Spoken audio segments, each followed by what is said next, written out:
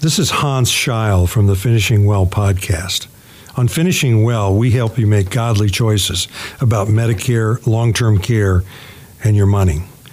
Your chosen Truth Network podcast is starting in just seconds. Enjoy it, share it, but most of all, thank you for listening and choosing the Truth Podcast Network. This is the Truth Network. Coming to you from an entrenched barricade deep in the heart of central North Carolina. Masculine Journey After Hours. A time to go deeper and be more transparent on the topic covered on this week's broadcast. So sit back and join us on this adventure. The Masculine Journey After Hours starts here now. Welcome to Masculine Journey After Hours. We're glad that you're with us this week, and we are taking a break from our Pillar series. Rodney, you want to tell them what the Pillar series is about? Not Pillar series is about. Tools of the enemy. And we wanted to make sure that nobody thinks that now we're going into Father's Day that the father is a tool of the enemy. Yeah. He is the anti-enemy. He is the good father, the good shepherd. But we are taking a break this week because we thought it would be really important to talk about fathers. I think that was kind of Andy's idea this year. He's wanted the Mother's Day theme and the Father's Day theme to make sure that we attack those. They were heavy on his heart, so I think that was a wonderful thing. And we'll be back on our pillars next week. Yeah, we still got more tools. More tools. Tools of the enemy, and I don't even know how many more we have. We only have a few listed so far, but I think we can still think of a lot more. Yeah, I think God's going to prompt us. I got that feeling, yeah. As well. Andy, welcome back, at least on the phone anyway. Love to have you in studio, but glad to have you at least on the phone. Thank you. I feel welcome. Good. We'll try to wear that out next week when you're back. Enjoy it while you got it. We'll be picking on you next week. But Rodney, you have actually the first clip of this one, and you want to tell us a little bit about the clip? Sure. We'll go with the Rifleman. That's what I had queued up, so that works out well. Yeah, good. The Rifleman. This clip is a show where Mark, the son, had this crazy guy comes through town and says Mark's his son, and they've got this old worn out picture. Back then, in the Western days, you didn't have very good pictures anyway. But he was claiming, "Oh, it's him, and Mark was confused and kind of down and out about it, and was trying to figure things out. And this scene is Lucas, his dad, coming in and reaffirming that, no, I and your mother had you, and you are my son. And you can just probably play it from there. Mark?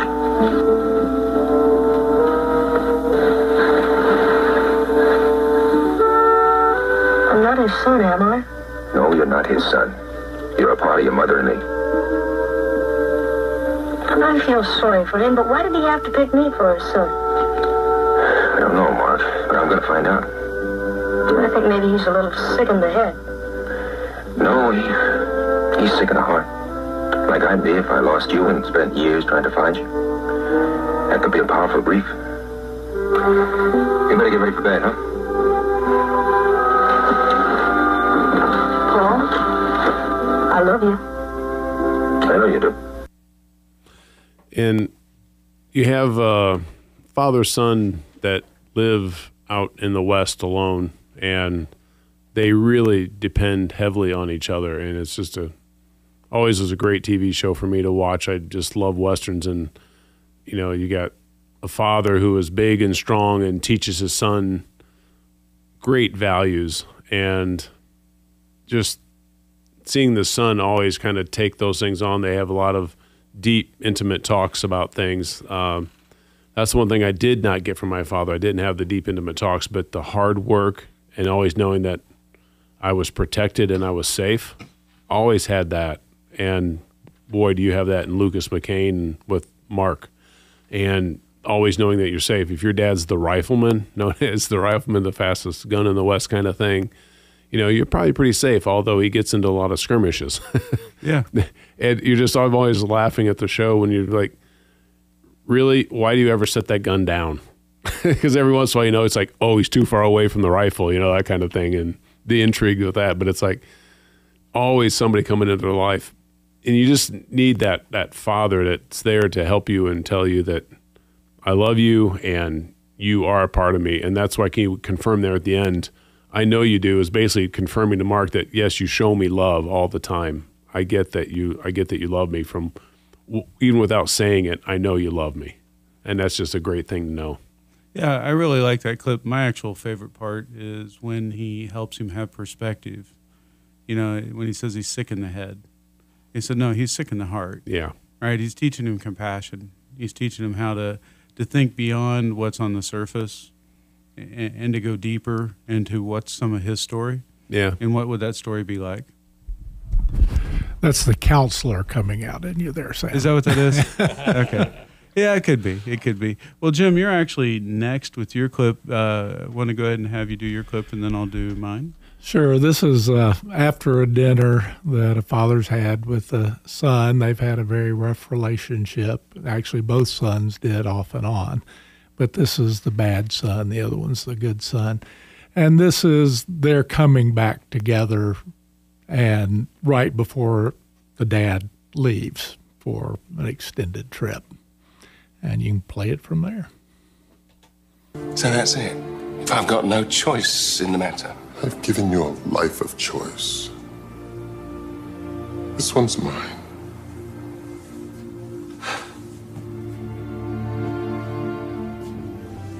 At our family dinner, you were right. I could have been a better father to you. Well, now you forgo your mysterious ways. Just as you're leaving. No need for them anymore, now that I'm retiring. Which means I can say something I've wanted to for a long time. I love you, son.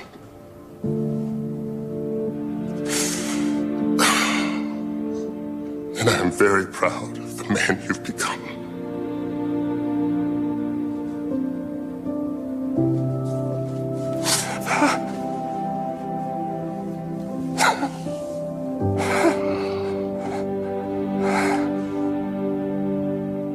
I think Amenadiel might like to hear that too. I already told him. It was an emotional round of golf. That really struck home with me in a way that was very personal. My father always showed me his love. I never doubted that I was unconditionally loved through my entire childhood. But he said it more when I was an adult than he said it when I was a child. And a pivotal time, because I'd been a pretty big disappointment to him through the years, but as an adult, when he told me, "I'm proud of you, son," that just took me out emotionally for a while. And even now I'm tearing up, and that was 35 years ago, 40 years ago. But he saw who I had become, and he was proud of me. And I did it through lots of errors. And what really made me laugh was my father was an excellent golfer. So was my brother, so that they had an emotional golf game sort of had me chuckling at the end of that clip as well. But that clip was made for me.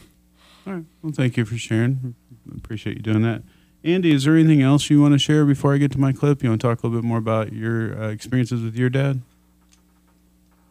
Yeah, there's so many. Thank you. First show, you touched on some of the adventures. I just want to go over that real quick. But just, there was time when my mom and dad split up.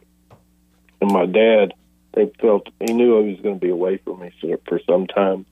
Before he left the state to go find work in another state, he took me on an adventure of three places in North Carolina. I think it was Grandfather Mountain, Brevard, and then like Wilmington and the coast. And each one of them made an impact on me. And years later, you've heard me as I've really found God as Father. I felt like He did something very similar. And kind of brought it all together on an adventure trip I was on by myself. And the gifts that he gave me there kind of correlated with what my dad had done. But, you know, God is constantly coming after us through not only himself, but other men, as long as we allow him. And he does that for all of us. We just have to look for it. A lot of times we don't see that sometimes. Sometimes our pride or our orphan spirit will prevent that. But he really came after me. But just one quick story from when I was a kid that made an impact. And, you know, I try to think about the past a lot more than I ever did before. What did Dad do? You know, where was he? And he worked hard. He was a brick mason, long hours and stuff. And he did take those times to play catch with me and stuff. But one time, I just started playing baseball. I became a pitcher. I could throw harder than anybody, but who knew where the ball was going to end up? It would go up, you know, halfway up the backstop or whatever. And he really realized that I needed some kind of fathering in that. So he went out and built me this specialized, you know, pitching contraption to just catch the ball for me. I mean, I was an only child. My brother wasn't really involved in sports. So it was kind of his way of giving me something to work with. And he built this frame and put a basketball hoop on it, put a burlap bag on the back of it. And I really worked on it that week and really improved my pitching. I pitched a lot more in control.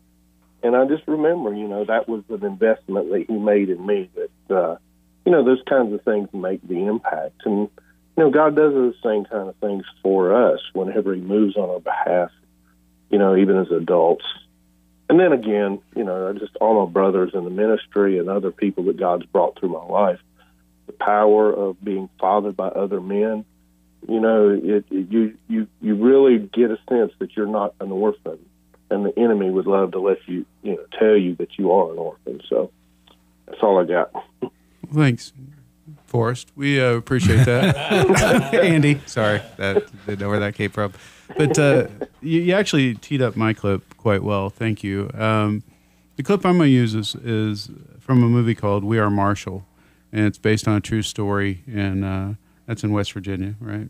Marshall University in Charleston, West Virginia. And yes.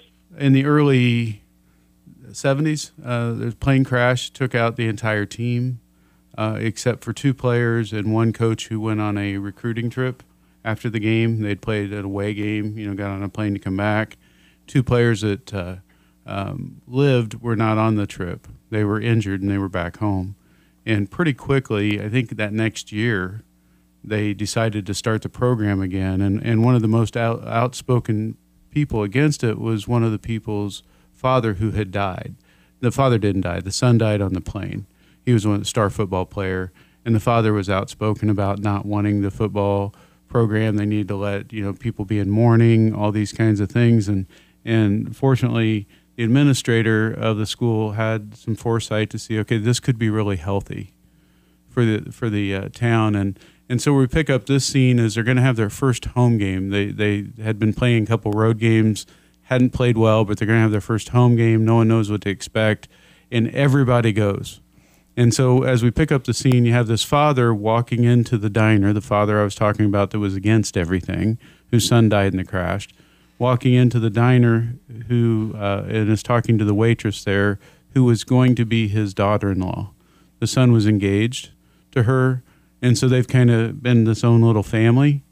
And he's realized that he needs to speak into her life about something she needs to go do. And so we're going to kind of listen to that. He convinces her to leave the restaurant and take a walk with him. And he's going to talk to her about life. And so we're going to listen to that and then come back. Hi, Mr. Griffin. Does nobody eat in this town anymore? Not today, anyway. You should go. Oh, no, my shift ends in a few hours. It's no big deal. That's not what I meant. Come on. Let's take a walk. I don't think your customers will mind. You know I was baptized right here in the Ohio? Swam in it all the time when I was a kid. When I was away at the war, I'd fall asleep at night to the sound of this water. When my wife died, I lay awake to the same sound. Whenever I see this river, I know I'm home. This is my home, Annie. You were going to California with my son. How have you known? I'm his father. I've always known. You should go, Annie. Things have changed now. I mean, I have responsibilities. I have a job. And you're all alone. Oh, stop. You can't put that on me. You've got to go out there and live your life. If you don't leave now, you never will. You're all out of excuses, Annie. You can't stay for me and you can't stay for your job. Why not? Because when I tell your boss you left that restaurant unattended, he's going to have to fire you.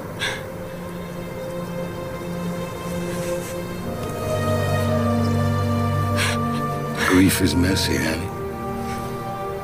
Makes you do things you regret. Sometimes things you'll always regret. I don't regret it. I don't. I'm not talking about you. Go, Annie. So this weekend, I was trying to think of a clip and kind of just got done not really thinking about it anymore and was flipping around the TV, and I saw that they had this movie, and I'd seen it before, and I thought, well, I'd just like to watch it again. You know, there's a great storyline and all that, and then the scene comes up, and I'd forgot all about the scene, you know, and so it reminded me, you know, of the people out there whose dads, you know, may not have been the best dad and was maybe not the best influencer. The dad wasn't even physically there or was physically there but emotionally or mentally absent, right? But God doesn't let you just stay there. He brings people into your life to father you along the way.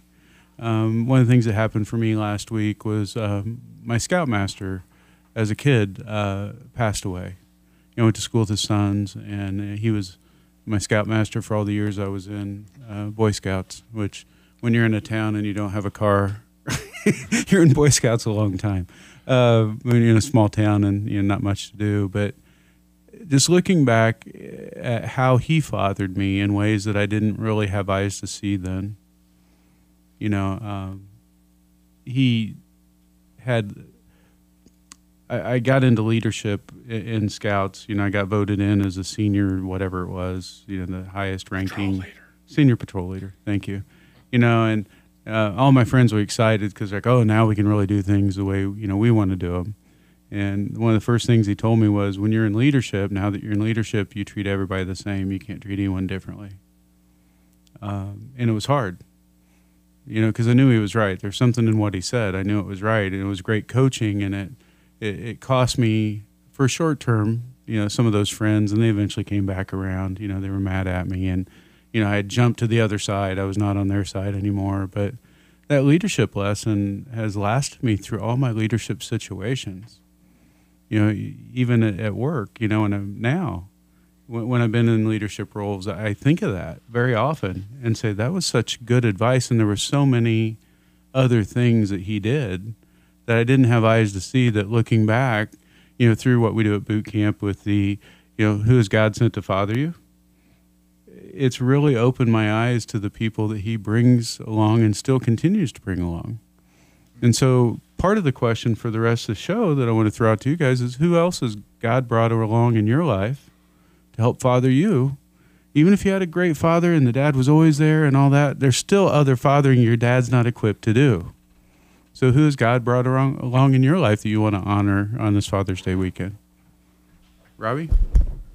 Yeah, I had a boss in the car business that was really instrumental in a whole lot of stuff in my life. It was Royce Reynolds. He owned the Crown group of car dealerships in Greensboro, and he was just a boy from Alabama who had gone door to door selling books, Bibles, really, and was a very strong Christian man, which meant nothing to me at the time because it was just pretty much a car salesman. But he had some very strong values that everybody knew about. And one of the things, you know, that he would always wonder what you're reading, you know. He would, you know, what are you reading? You know, if you're not studying. And then one of his favorite lines, which, you know, stuck with me forever, well, if you think education's expensive, try ignorance. right? That's a good one. And you know, it was something that put me on how fun it was to learn again.